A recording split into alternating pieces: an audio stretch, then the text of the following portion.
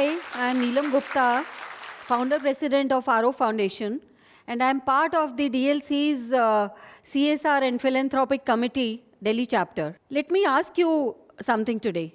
How many of you would agree if a woman instead of Putin was the president of Russia, do you think this war would have happened? I strongly feel that this war would never have happened if there was a woman leadership in Russia. So are we talking about women's empowerment here? Are we talking about more leadership roles for women across the world? So the topic for today is women's empowerment as a vehicle for national development. I have an NGO. We started working for people back in 2001. In fact, the seed was born in my mind while I was still in school, looking at poverty, looking at deprivation, looking at inequality, children not going to school, especially girl child. I was very disturbed and wanted to do something for the society. But it took me a while. It was 2000 before I could give shape to my dreams. And then I founded RO Foundation, a ray of hope, the name which was already there in my mind a couple of decades back, and started working with like-minded people on elevation of poverty.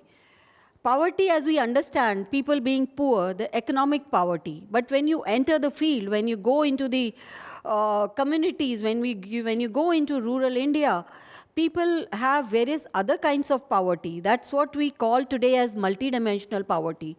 People are educationally poor. People are poor health-wise. They do not have the access to many amenities that we have in cities.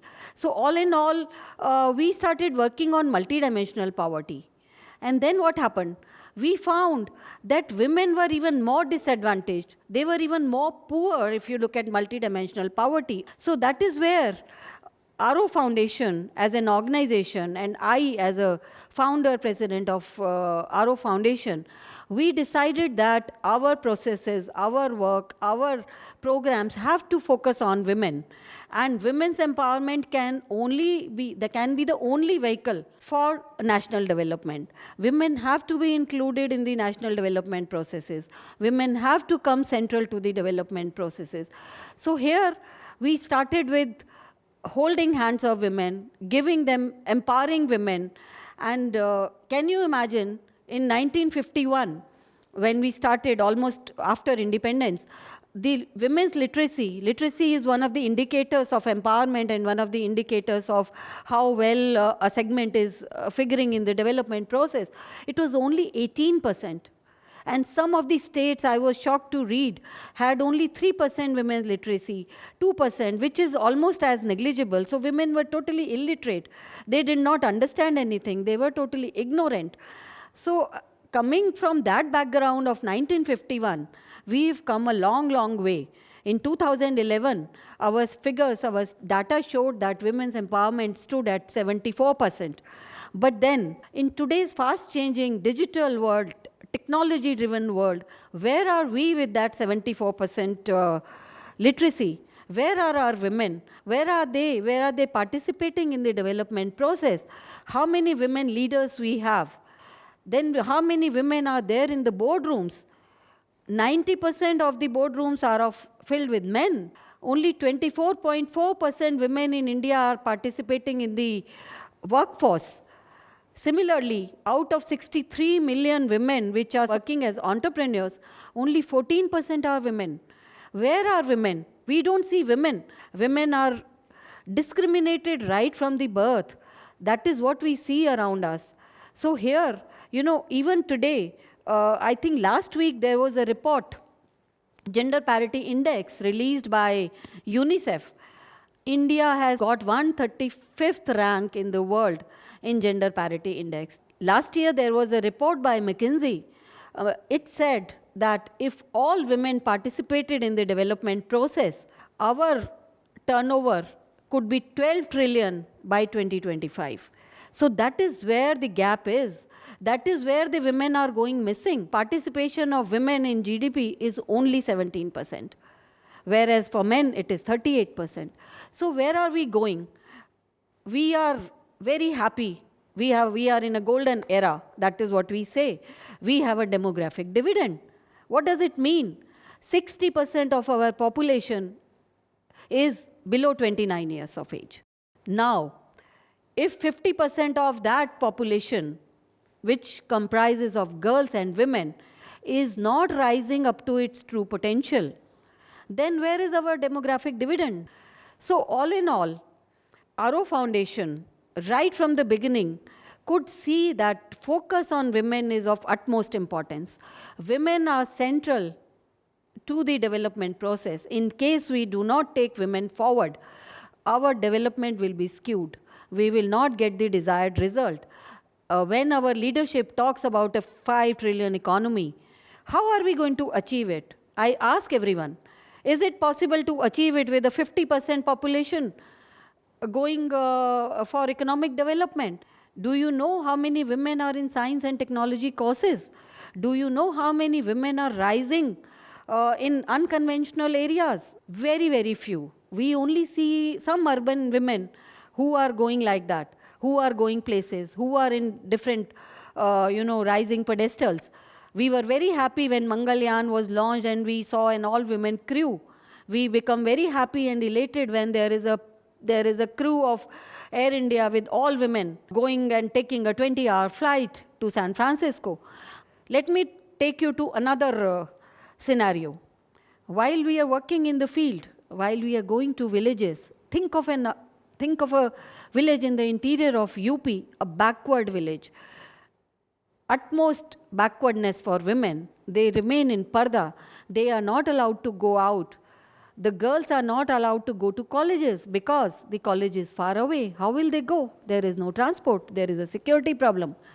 So while working for skill development projects, we tried to take out women from such areas so that they can make a career for themselves. They can come out and they can be a part of development process. What do you think when you see a girl, when you find a girl who says her name is Nirasha, means disappointment?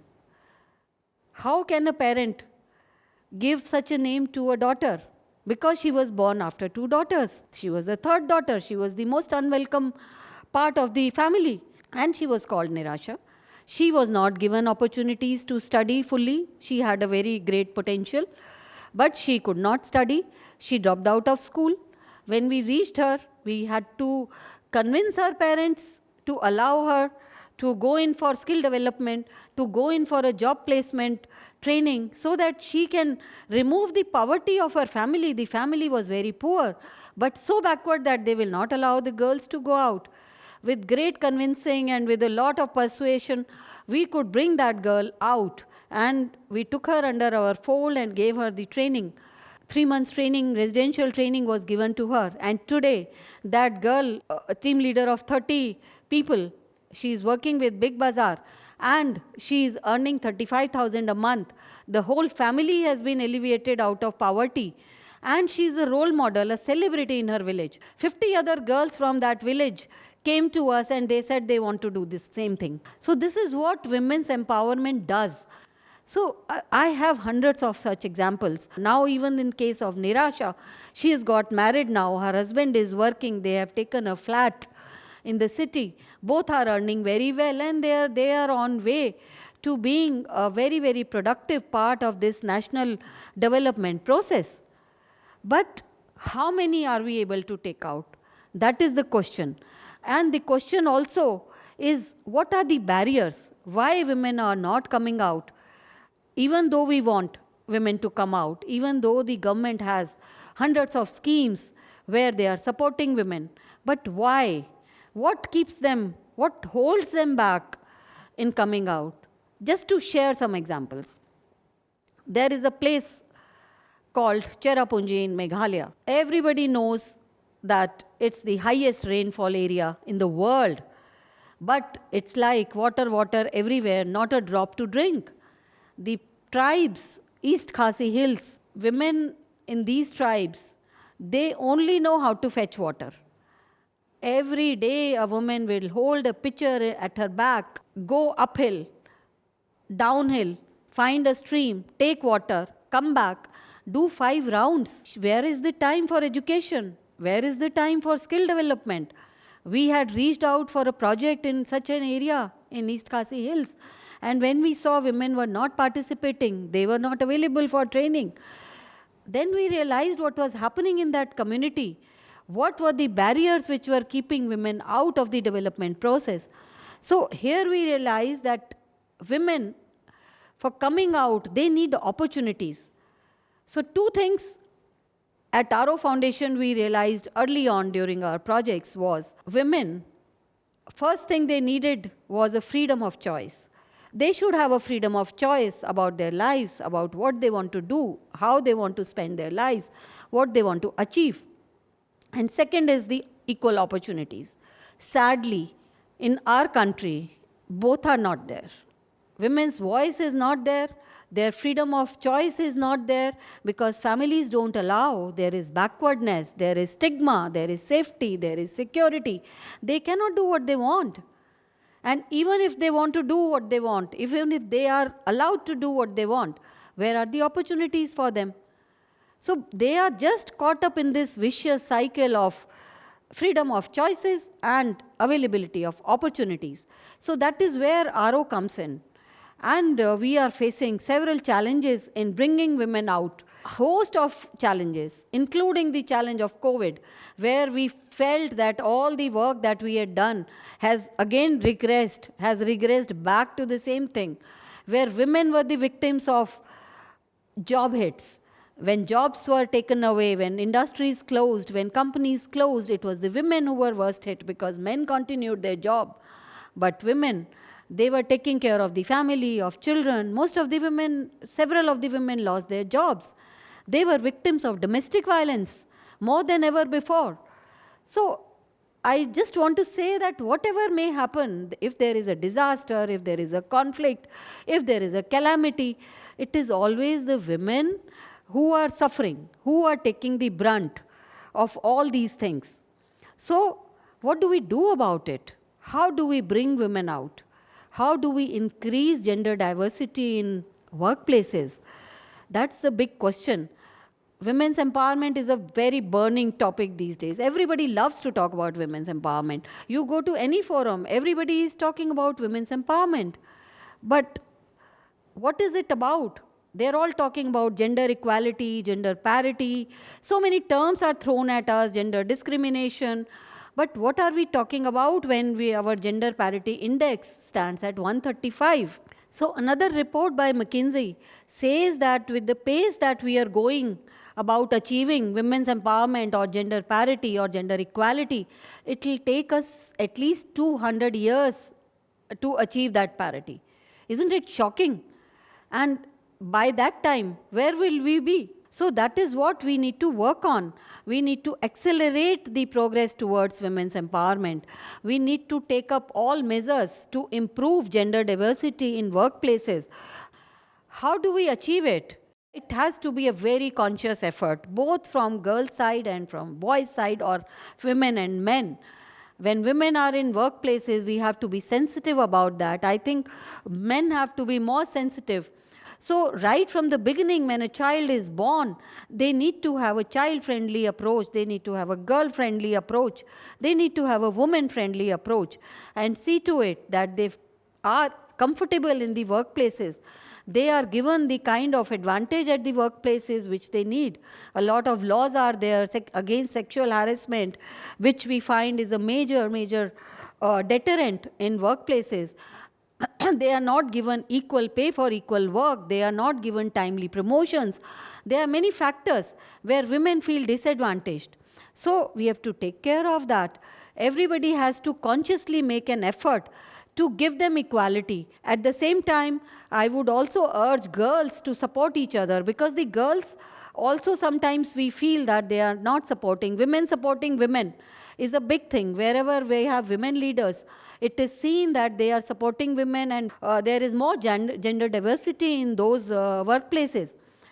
At the same time, we also feel that women should not take advantage of their position as women. Sometimes that is also seen in the workplaces or in general in the society. Women are taking advantage of their role as women or their position as a woman, gender-based position, which should not be allowed in the society. So every member of our society, of our community, both men and women, need a lot of sensitization on these gender issues. They are very sensitive issues in the community. Many a times, people don't come out openly with the problems related to gender, related to diversity, related to gender discrimination.